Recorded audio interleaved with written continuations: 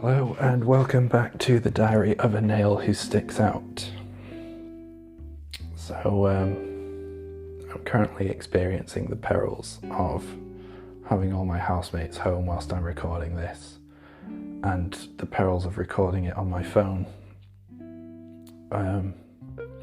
So I always record it on a Wednesday morning and try to get it out by around midday, maybe just after.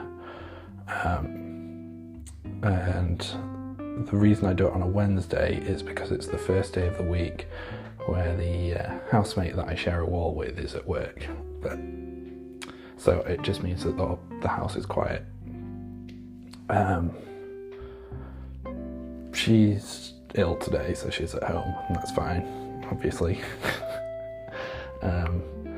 But yeah, there's just a lot more comings and goings in the house, which is frustrating. So if you hear banging or shouting or car engines, then it's probably various housemates ordering food and slamming their bedroom doors.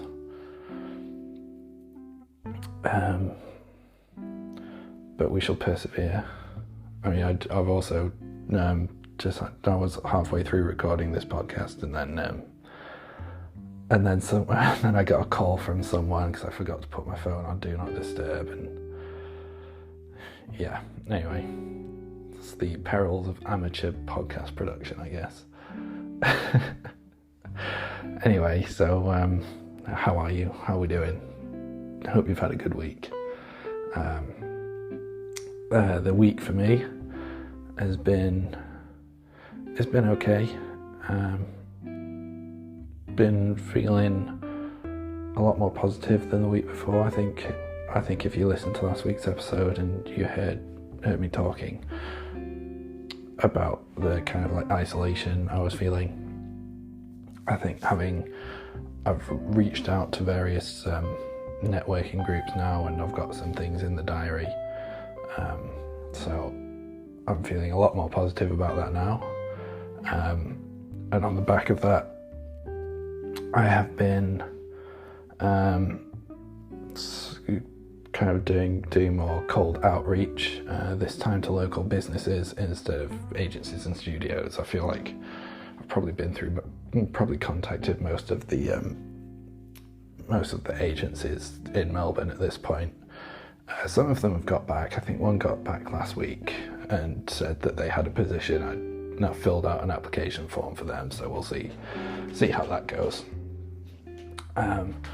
But this week, been contacting local businesses, again through cold email, and just kind of reaching out, explaining what my services are, and seeing whether they'd be interested in working together. I've got a really dry, tickly throat at the moment, so I might need to pause and drink some water at various points through this recording, so I apologise for that. I hope the microphone doesn't pick up all the swallowing noises. But anyway, again, amateur podcast production, what can you do? Anyway, so when I've been writing the emails to each of these businesses, I've mainly been targeting businesses that I already know and have. I mean, I don't know the business owners personally, but I've used the business, whether it be a cafe, a restaurant, a clothes shop, whatever.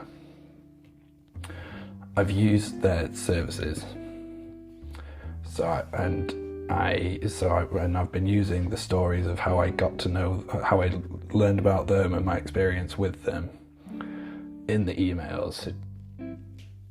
Just kind of like my opening statement of why I want to work with them, why I like their business, and how I know them, essentially.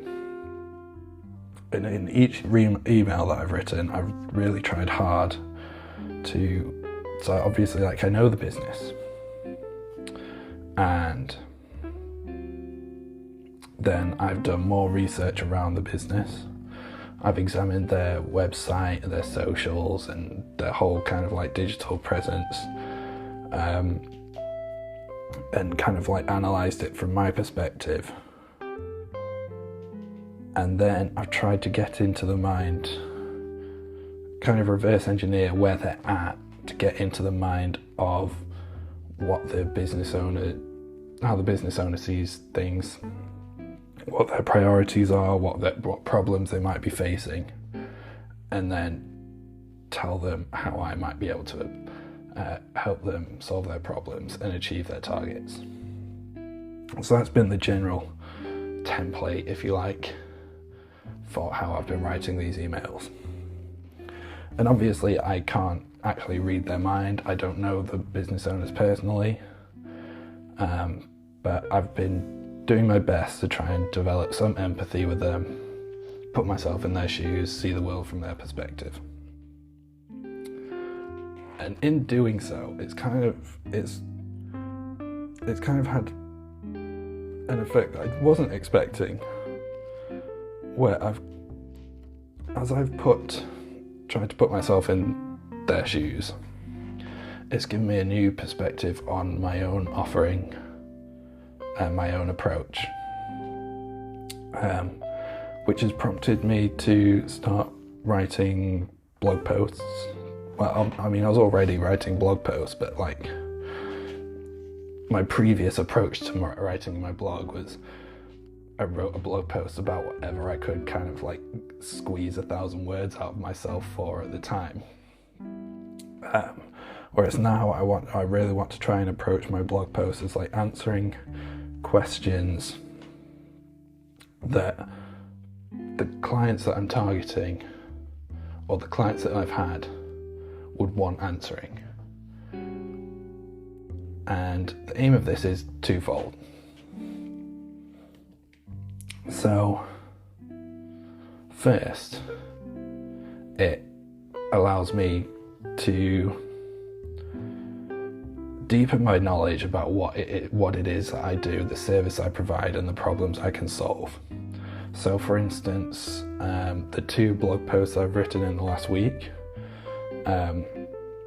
one was a comparison of social media and a website, and how different, how each of them, and just examining like the pros and the cons of each of them and how they work well together and how you can have one without the other. And it was kind of a real deep dive on that.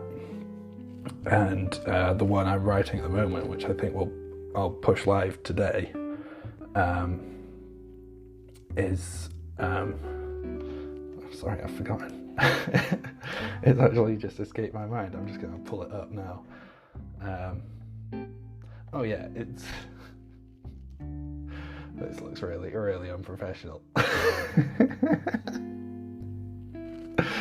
I apologise, I'm pre-coffee. Anyway, yeah, the one I'm writing at the moment is like, when does a business actually need a website? Is it essential for all businesses? So these are the questions I'm trying to answer, and what it does is because these are questions I might face, and writing these blog posts gives me the chance to really go deep on the topics and be able to provide an answer. If someone asks me to my face, then I've got this knowledge to fall back on. And then if any prospective client comes to my website, they can see like, oh, these are the kind of topics that I'm really thinking about, and I'm trying to understand clients better. So I think gaining that broader understanding is going to be really beneficial for me moving forward. And secondly, so for those 2 articles that I talked about just now, the ones that I've written this week, for a lot of smaller businesses, having social media is a lot more beneficial for them than running a website.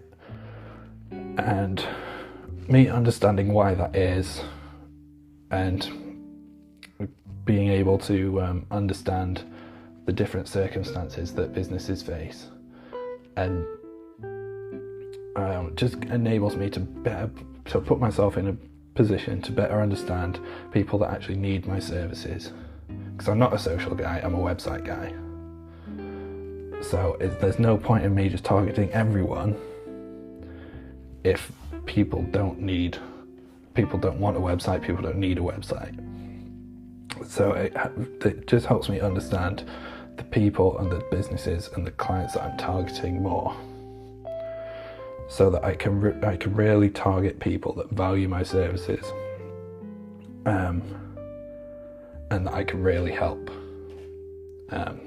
because that's what I want to do. Is I really want to help people grow their business, and I don't just want to sell them a website. Do you understand? I know people back home and some former clients of mine have just been sold a website. Excuse me. Yeah, they've just been sold a website by a quote-unquote cowboy who's just given them like a WordPress site that doesn't really work, and when WordPress doesn't work, it really fucking doesn't work. And they've just had a shit time and they've spent loads of money, and then they've lost all trust for people like me. And that's not what I want to do. I want to actually really help people I want to get to know their business, I want to get to know what their problems are and really try and help them solve those problems.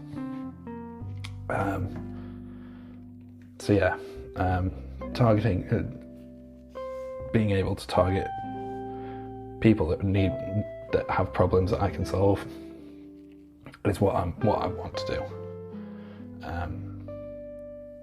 That's what I'm trying to do now, and just writing these blog posts really helps. And I'll tell you a little bit about what I'm doing with the blog posts. Is that I've really started to go deep on ChatGPT, not to actually write the blog post, but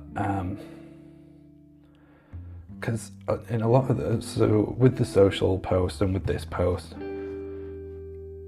it helps to use ChatGPT, because there's a lot of areas that I wouldn't think to write about, because there's a lot of these things I don't know a lot about. So being able to, so I could do just Googling myself. I might miss a lot of like key things, especially if I'm just trawling through like other people's blog posts and everything like that. But what ChatGPT has really helped me do is I can just ask it a question, it'll come back with a load of like cliff notes. I can read through those, and then I'll ask it another question like that. Can we have the counterpoint of view? Can we have some statistics to support either side? And like each section that I'm going through, I'm just using ChatGPT to just do like some like basic research for me. Give me things to talk about, and then I can cherry pick the bits that I want to talk about. Do like further research on my own, and hopefully try and give like really information dense, useful advice through these blog posts. And it enriches my knowledge, and hopefully it will help anyone who reads the blog post if they need to, or anyone who asks me a question in the future. So that's the goal anyway. If you want to read any of my blog posts, you can go to my website, jackchristian.uk/blog, and you'll be able to find all my blog posts there. So that's pretty much all I've got to go. All I've got to talk about this week, or all I want to talk about really, is just